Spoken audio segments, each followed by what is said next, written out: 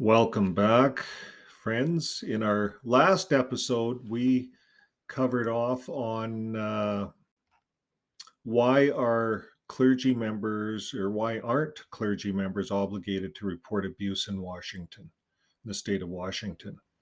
And we took a look at this lady here, Maria Hughes. She's suing Jehovah's Witnesses for failing to protect her from Elihu Rodriguez, who pleaded guilty to the felony child rape in 2019 and was ordered to serve 5 years in prison. So this lady Hughes had met him at the South Spanish congregation in Milton, Washington, and we covered that story. Now, there's a number of lawsuits against Jehovah's Witnesses for cover-ups. That's one. And here's another one in the Washington state, Spokane. And apparently there's some 120 proposed bills amending the mandatory report laws where the Roman Catholic Church, the Mormon Church, and Jehovah's Witnesses, they're all working together to keep the clergy status where they can, they don't have to report. It's a little bit of a loophole for clergy. So our question is, why are we allowing these loopholes for the clergy? Where Washington's bill requires clergy to report child abuse dies after the Catholics refuse to compromise. In this state, they're having a lot of problems, because this is being fought by now not only the Jehovah's Witnesses, but the Catholic lawyers and the Mormon lawyers. And all of these religions claim charity. They claim that they help children. We're going to look at this in a bit, and they don't. So, but first of all, we're going to look at Jehovah's Witnesses, how they feel about pastoral care, pastoral work, being a pastor. And I noticed on their website, they're talking more and more about pastoral work. So we just went to their website, JW.org, plugged in pastoral and pastoral work. So they go back and they talk about pastoral work discussions, following up on names, Cole Porter's, this is back in the day. Rutherford, how he increased it, and then territory assigned. So they talk a little bit about that, but there's more and more information on their site about Charles Russell, when he founded the Watchtower, his birth, clergy's attitude toward him. They go on and give a whole list of stuff, and they call what I see the Watchtower doing here is they're bringing to light the name Pastor Russell. So it's like they're digging up their old roots and they're pulling out the old roots. Pastor Russell, everyone knows that, it's in Wikipedia. Charles Taze Russell. So they're bringing him back to the limelight on their website. Pastor Russell, pastoral work. So let's carry on. Evangelical churches, they had that under there, and they really knocked them down. I was a Jehovah's Witness for 30 years, and that's all we did is knock down the other churches. So now Jehovah's Witnesses are joining the other churches when it comes to fighting child CSA cases. So they're claiming clergy status because they want to keep everything secret. So if something's confessed to a priest, they don't have to necessarily that's clergy status. It's confessed to them in confession. So the Jehovah's Witnesses are trying to loop in on that, and they're being successful. And so now it looks like they're trying to claim clergy and look like clergy, talking about pastoral work. And then they're talking about the Bible students' publications. And the Bible students were buried. Rutherford buried the Bible students when he came along in 1917. And by 1925, Rutherford had all of Russell's books thrown out, and he had his own written. So he was a little bit of I hate to use the word, but he was a little bit of a drill sergeant when it came to the organization, no beards, and he made a lot of rules. But the Bible students he threw out. So it looks to me like the Bible students, now there's lots of information on the Bible students, the books, the magazine articles, Overland Monthly, it's all on their website. You can't look at most of this stuff because you can't highlight it and click on it, but they're showing that it was there. And they're so then I looked and they were advertising over here Seventh-day Adventists under that. And I was wondering what was that all about. So we click in there and then they give the basic facts, the investigative judgment, because remember, Russell got involved with the Seventh-day Adventists and they have similar beliefs. So they talk here in the yearbook about it. Seventh-day Adventists. Witnesses answer questions in church, so on and so forth. So they don't talk in a good light about any of the other churches.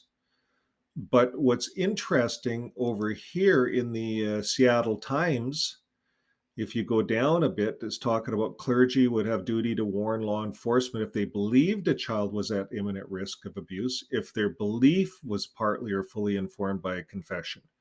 But they wouldn't have to report the information they were told during the confession itself. So if someone confessed, they don't have to tell anybody. It can be kept secret. And why would they want to go through all of the police stuff, if they didn't have to? And this is what's happening. Now, if we go down a little bit in this article, it talks about the wake of the Catholic sex abuse scandals and all of the bills. There was 120 bills in this state put forward to change this law. But now here it says, across the country, here it is in this news article, across the country, the Catholic Church, Jehovah's Witnesses, and the Mormon Church have successfully blocked many other attempts to end confession exemptions. So here we have the churches working together, the Jehovah's Witnesses working with the rest of the clergy, working together. But yet when you go to their articles, they really run down they run down everyone else, but they're trying to bring to the light Pastor Russell and make themselves look like pastors, is what I see happening here. Now we're going to go back to Jehovah's Witness, jw.org. We plug in clergy. What happens? Do they have a paid clergy? The clergy are afraid. They talk about clergy in a negative way again. Homosexuality in the clergy in the book, justice is turned back, righteousness stands afar. So they're really trying to separate themselves from the clergy. But yet we go back to what's happening in the news. They say, no, we're with the clergy, we're with the Mormons, and we're with the Catholics. So we see the hypocrisy here. So then I go to the Jehovah's Witnesses and I look a little further under clergy. Now you notice it has clergy, United Church of Canada, and evangelical churches, laity, and ordination.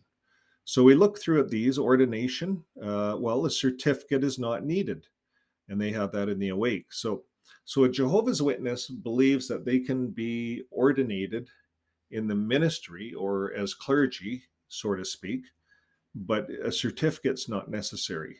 Do Jehovah's Witnesses have paid clergy? Ordination right here. So we pull that up. They say it's not necessary in the awake, but yet all the other clergy say that it's necessary. So I went online and I wanted to learn a little bit more about ordination. And generally speaking, churches expect ministers to hold a master's degree in divinity in order to get employment. So this is what most churches out there expect out of any minister. Now, if you're a Jehovah's Witness minister, they say you're if you're 12 or 13 years old and you want to get baptized and you pass all the questions, you can get baptized. You just say yes to a bunch of questions, you line up and you get baptized. And now you're an ordained minister, 12 or 13 years old. Excuse me. So now Jehovah's Witnesses want to use and give the 12 and 13-year-old the same status as what other ministers get, master's degree in divinity.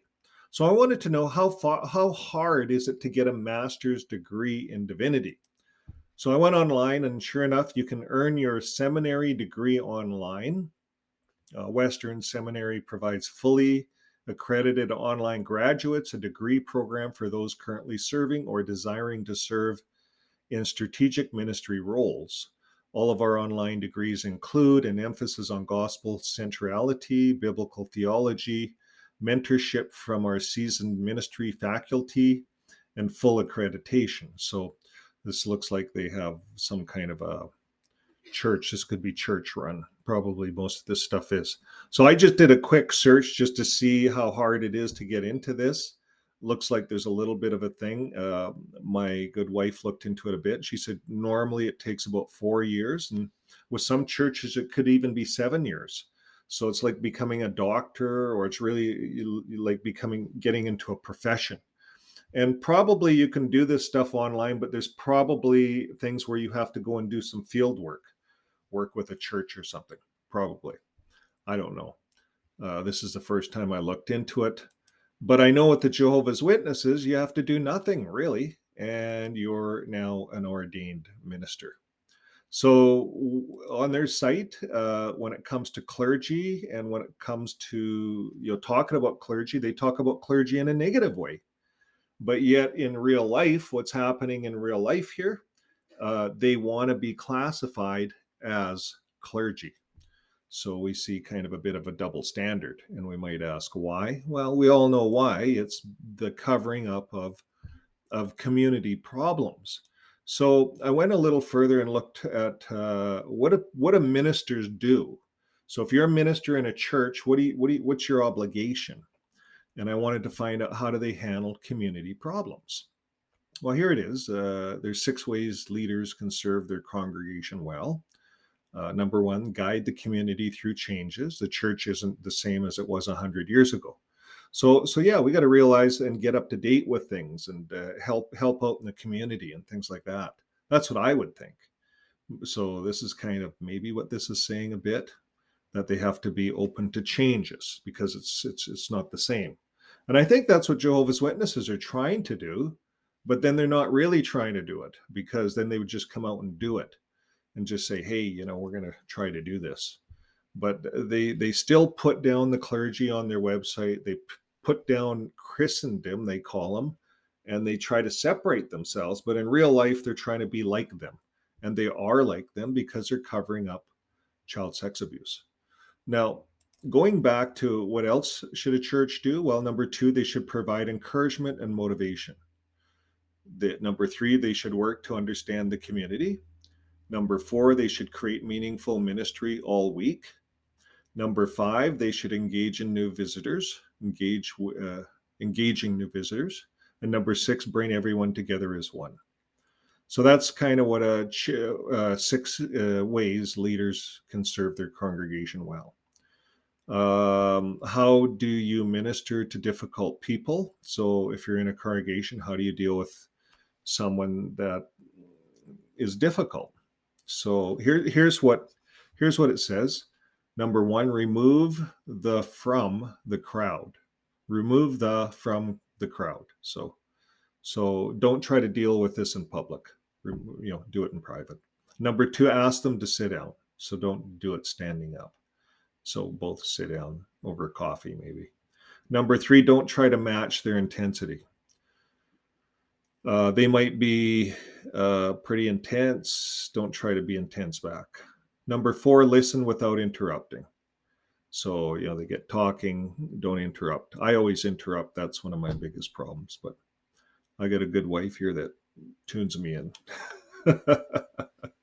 Number 5, ask him or her to repeat details. So, so you can get the story straight in your own mind, and look through the intensity of the discussion. Number 6, remove hearsay and exaggeration. Number 7, give a soft, clear answer. And number 8, hold them accountable for what they've said and done. I don't know. People say things when they're excited. Sometimes just give people a chance to vent. I don't know. This seems too many rules for me even. But sometimes you just give people a chance to vent.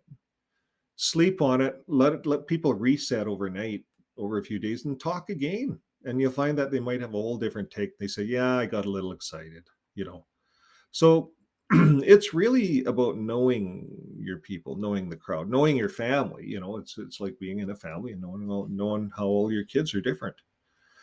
Now, how should the church respond to social injustices? This is what I wanted to know. Social injustices, CSA cases within the congregation.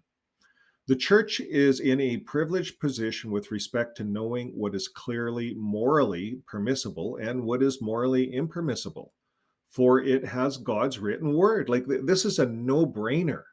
To me, it's a no-brainer. We have the Bible. The Bible's based on love, not on covering up child incest and stuff like that. Now, it goes on to say, thus it should speak out on a clear moral injustice of the day. So the church should speak out if there's a crime committed within the church. Of course, this is a no-brainer. Now it goes on. We asked the question: how do you handle challenges in the ministry? And what is the role of church leaders to the community? A church leader needs to be a godly leader, a role model, a guidance giver, not only for your church members, but for everyone else in the community too. They mentor, encourage people furthering their faith and ensuring that they have a positive church experience. So typically, churches are kind of an incorporation within themselves, and they work to help people if people want to be a part of a group. But this whole big church thing, like the Jehovah's Witness worldwide, all these big churches, I think, is where we're seeing that these guys are sticking together. The Catholics, the Mormons, the Jehovah's Witnesses, they're all sticking together, these big churches, to cover up how they've been handling problems in the community, challenges in the community. So if it's like the information here, if someone went and took a degree to be a minister, they would be trained to, when there's a social injustice or a crime such as CSA, to go straight to the authorities, give it up to the authorities. These are crimes, and we don't want to be harboring crimes, right? And that would be in line with what the Bible says in so many different places. And we covered that on other videos. So it becomes, in my opinion, really easy to determine what a church leader should be doing, what their obligation is. And I think if we went and looked over here at these courses, these seminary degrees, I think it would say similar stuff. There's a lot of religious communities out there, and we're not saying that they're all wrong. But these three big ones that are named here that are covering up CSA cases, and they're relying on the clergy confidentiality, that has been allowed for 100 years, and they don't want to change. These things have to change. And I think everyone in the world that wants to be part of the modern day church recognizes that these changes must happen. Now, I wanted to take a look at the next point here is the Bible. And for those of you that use the Bible and believe in the Bible, well, here's the Bible in 2 Peter chapter 2 and verse chapter 2. We could read the whole chapter. It talks about false prophets and teachers. And because this is a Jehovah's Witness channel, I am going to read it on the Jehovah's Witness Bible. The only difference is this Bible will use the word hell, and the Jehovah's Witness Bible will use the word Tartarus, where the place that the bad angels were sent. But we'll use the Jehovah's Witness Bible, 2 Peter, and it says, however, there also came to be false prophets among the people, as there will also be false teachers among you. So you see, folks, we recognize coming out of religion, organized religion, that there is false prophets and false teachers. Should there be organized religion? Well, if you go to the jw.org site, we can go there right now, and they're actually promoting right on their home today, they're promoting it is necessary to belong to an organized religion. And if you tip into that tab, they say, well, it asks the question, is it necessary to belong to an organized religion? So when you click in there, the very first thing it says is yes, that you need to belong to an organized religion. So all along here, as we were talking about a church. and a church leader. Now, a church, the Bible uses the word church all the way through. And church means to congregate. Congregate means that you would have people in a community that would church together, like a church of birds. They would congregate together, and you would have a congregational leader or someone that would lead the congregation. So we went over a few of those rules, but you see, the Jehovah's Witnesses, they take it one step farther and they say, no, no, no, no, no, no. This is the ark. This is for the whole world. There is one organized religion for the whole world, and it's us. It's only us. And then the Catholics come on and they say, no, no, no, no, no. It's us. We're the oldest. We've been around for 2,000 or 1,000 or 2,000 years since the beginning. It is us. You guys are all apostates. And then the Mormons come along and they say, no, no, no. We have the angel Morai in the spaceship and outer, they have their own belief. And it is them. The Mormons say it is them. And they're all organized all over the world, these big, huge religions.